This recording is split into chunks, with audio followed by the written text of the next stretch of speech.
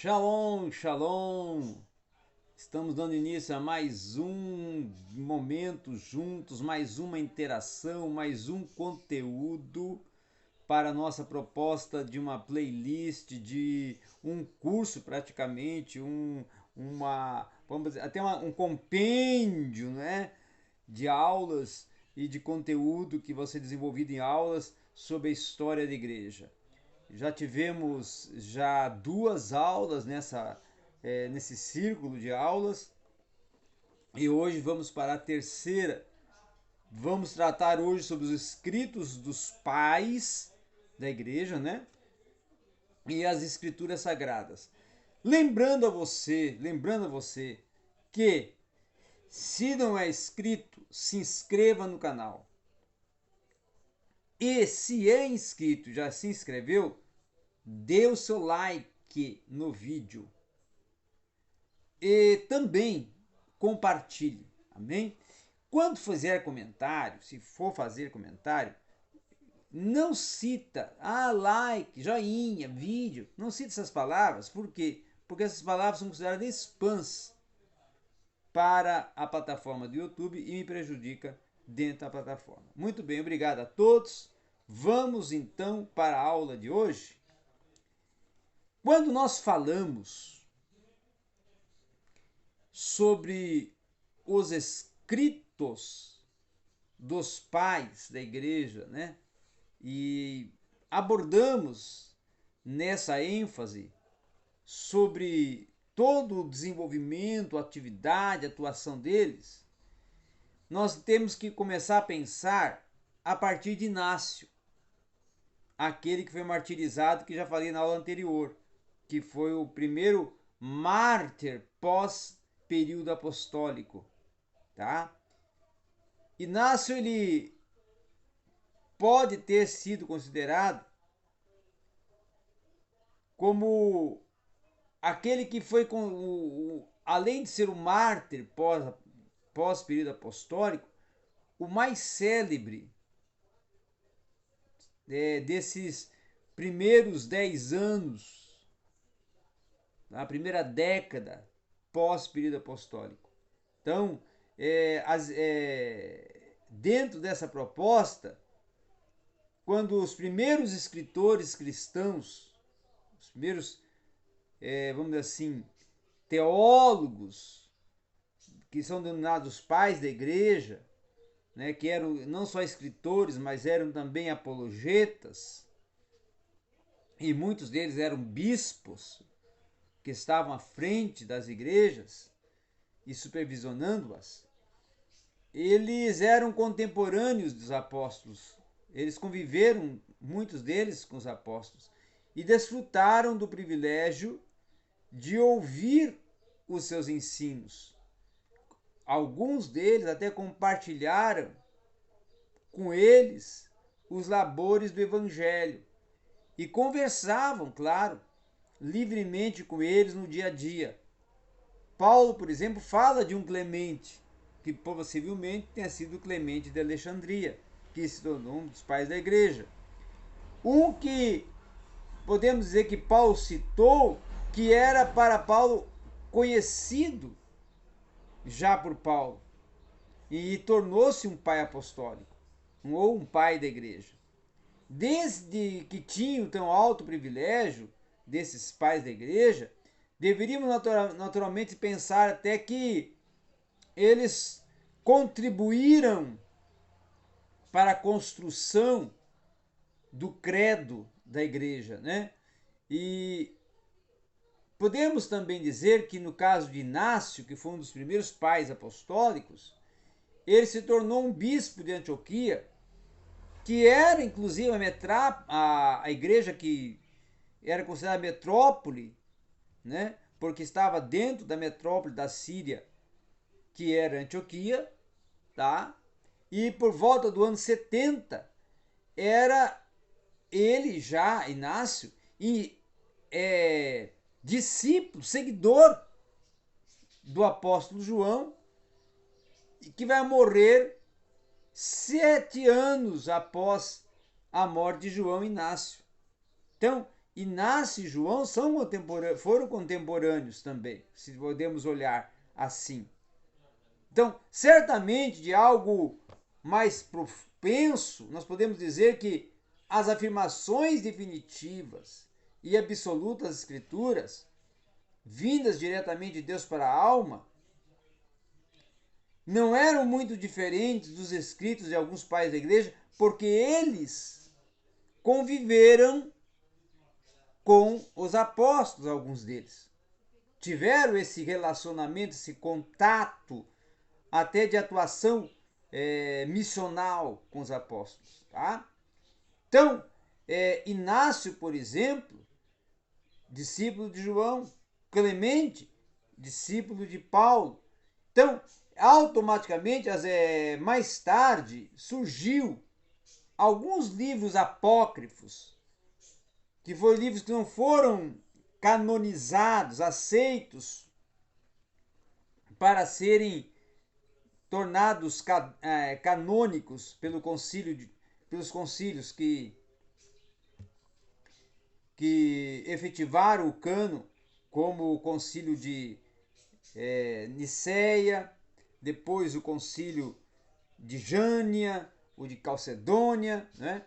Então, as epístolas de Inácio, que se tornaram livros apócrifos, elas foram consideradas muito estimadas e de valor de pesquisa e até celebradas por alguns bispos do período da Igreja de Roma. Inclusive, a autoridade episcopal exaltava os escritos de Inácio. Tá? Outro também, nós podemos dizer que foi o Clemente de Alexandria, que também nessa primeira década pós-apostólica, ele teve um momento de participação importante e que foi lembrado e foi mencionado várias vezes. Agora, entrando no ano já 117 e indo até o ano 180 depois de Cristo, nós vamos para já abordar, não é, os reinados de Adriano e os dos antônimos. Isso está do ano 117 ao anos 180 depois de Cristo. Embora seja injusto até classificar Adriano e depois Antônimo como sistêmicos perseguidores da igreja, né? Nós podemos dizer que os cristãos, eles foram expostos aos mais violentos sofrimentos de morte durante o domínio de Adriano e dos antônimos, tá? Quem que colocamos como antônimos? Marco Aurélio, que tinha um espírito maligno de perseguição, que aumentou drasticamente a perseguição aos cristãos, tá? E depois de Trajano, também podemos colocar aqui o próprio Adriano, que é um dos antônimos que também desprendeu uma grande perseguição aos cristãos. Então, os últimos 70 anos de relativa paz, que tinha aberto um amplo campo de propagação do evangelho, durante esse período vai haver um progresso em muitos aspectos. As congregações vão aumentar, a influência, a riqueza vai ser notória, isso, né, a partir de 118 depois de Cristo, tá? Muitos ricos que eram pessoas de grande influência vão apoiar aos menos favorecidos na sociedade e dar a eles uma condição de vida melhor.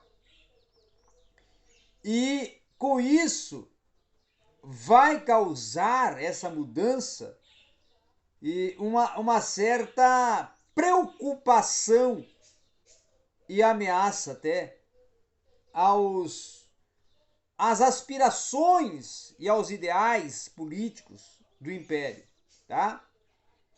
Então, o fim do primeiro período e o início do segundo período da igreja, nós podemos dizer que a condição era a condição da igreja de Éfeso, tá? Uma condição de uma igreja que estava tendo uma condição igual à igreja de Éfeso. Ela vai terminar com a morte, esse fim desse segundo período, do primeiro para o segundo, vai terminar com a morte de Antonino Pio, no ano 161, tá? E vai ter aí uma condição esmirniana, da igreja de Esmirna, ou seja, uma condição em que vai ser marcada pela violência sob o reinado de Marco Aurélio, e essa perseguição depois vai ser interrompida no ano 167, tá? Aonde, inclusive, Policarpo, bispo de Esmirna, nesse momento, de uma forma violenta, morto e cruelmente, e se torna um dos mártires, né, da história da igreja, tá? E desses primeiros 200 anos pós período apostólico. Então, o grande objetivo da igreja nesse mundo, se nós nos reportarmos para o texto de Apocalipse, capítulo 2, versículos 1 a 7, era ser a coluna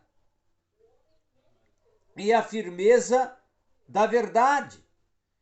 E ela foi criada até para ser portadora da luz de Deus. Até sendo simbolizada no Apocalipse como castiçal de ouro, né? Um suporte de luz, uma testemunha verdadeira e uma embaixadora de Cristo na terra. Mas, porém, essa portabilidade do testemunho causou em alguns momentos uma deflagração de uma perseguição muito avassaladora e também alguns escândalos dentro da própria igreja. Então havia ainda, no entanto, muitos do que nós podemos dizer assim que poderiam ser elogiados, né, pela sua paciência, perseverança, persistência, entrega, mas tinha outros que acabavam por ceder toda a atuação missional e eclesiológica, ceder perante as perseguições, aos confrontos que eram submetidos e era empreendido contra a igreja. Então, o estado das coisas na Ásia, o estado das coisas em Éfeso, por exemplo, dá uma notoriedade de que a igreja até era vista com um caráter de que iria passar por momentos de tribulação, mas deveria suportar esses momentos de não só tribulação, mas de uma perseguição intensa que causaria até o esfriamento e a apostasia da fé de muitos, tá? Já a carta à igreja de Esmirna, nós vamos ver que a história da igreja é muito maior quando ela distintamente apresenta essa condição exterior da igreja de Esmirna, que inclusive foi vivenciado dentro do período de Antonino Pio, que retrata essa condição que está vivendo a igreja em Esmirna dentro da igreja a nível mundial. O segundo período da história da igreja, já a partir ali do ano 167 depois de Cristo, quando vai ter a marca política do reinado de Marco Aurélio, já vai ser marcado sob uma providência de Deus por muitas grandes calamidades públicas que vamos ver a mão do Senhor permitindo que o povo fosse confrontado pela desobediência, rebelia e até práticas da igreja que retratavam com a prática da igreja em Tessalônica. Uma igreja que se encontrava na condição de morna e fria. Nem morno e nem fria. Né? Nem quente nem fria, mas em uma condição de morna. Tá? Uma mormidão da igreja. Então, uma vulnerabilidade da igreja até pode se colocar. Então, nesse aspecto, é que vai aumentar essa hostilidade do paganismo para com os cristãos. Porque vão atribuir que todos os problemas e até a ira dos deuses era proveniente desta nova religião que estava tendo uma inconstância na sua prática de vida até espiritual. E na Ásia Menor, no ano de 167 d.C., a perseguição vai irromper com grande violência, como nunca foi visto antes. O cristianismo, que agora era tratado de uma forma direta no Estado, né, como um atentado ao Estado, vai mudar a face de tudo. Contrariamente ao documento oficial postulado por Trajano de conduta dos imperadores e que vai defender essa posição de criminalidade e que muitos deles vão ser arrancados de suas casas pela violência do povo e submetidos às mais severas torturas, se eles se recusassem obstinadamente a sacrificar os deuses, eles eram condenados. Então, o prudente e honrado Melito, bispo de Sardes, tá? Ele ficou tão comovido por algumas barbaridades inéditas que começam a ser postuladas perante o imperador como defensor dos cristãos, que o seu discurso vai se lançar muita luz sobre o aspecto da conduta das autoridades públicas e com a condição de vida que eles estavam vivendo. Tá? Nesse sentido, é que nós podemos dizer que havia uma perseguição e até uma prática de barbárie, porque já era um legado que os imperadores que vinham sucedendo uns aos outros vinham herdando dos primeiros imperadores, como Nero, como Domiciano, como Vespasiano, como também Trajano, né? E esse caráter dessa, vamos assim, prática de ódio declarado aos cristãos estava impregnado dentro do império. Então Aurélio, o imperador Marco Aurélio, com toda a sua filosofia, que era uma filosofia até estranha, né? Ele demonstrava uma autossuficiência que era marcada por orgulho, presunção e uma religião que ele defendia praticante do estoicismo. Então era uma religião estoica, tá? Com isso, a carta circular de Marco Aurélio era uma carta que empreendia uma perseguição, ao mesmo tempo de que também uma absolvição. Então ele não se definia autenticamente como um ferrenho perseguidor, mas não concordava com os atos da igreja e se opunha aos atos da igreja. Já quando nós estamos já no ano próximo a 170 depois de Cristo, vamos ter o martírio de Justino, que até vai ter o nome dele dentro do contexto histórico da igreja, como pai da igreja, vai ser denominado Justino o Mártir, não é? Então, Justino, ele vai nascer em Neápolis, tá? Que era uma cidade de Samaria, e quando ele era jovem, ele estudou as diferentes seitas filosóficas, né? E também descobriu a bênção do evangelho e converteu-se ao cristianismo. Então, no início do reinado de Marco Aurélio, Justino era um homem já marcado pelo império, com acusações que foram feitas contra ele por ser um homem chamado crescente de um filósofo e de um teólogo expressivo pelas suas ideias e pelas suas postulações, que o levaram a ser preso com 6 de seus companheiros, tá?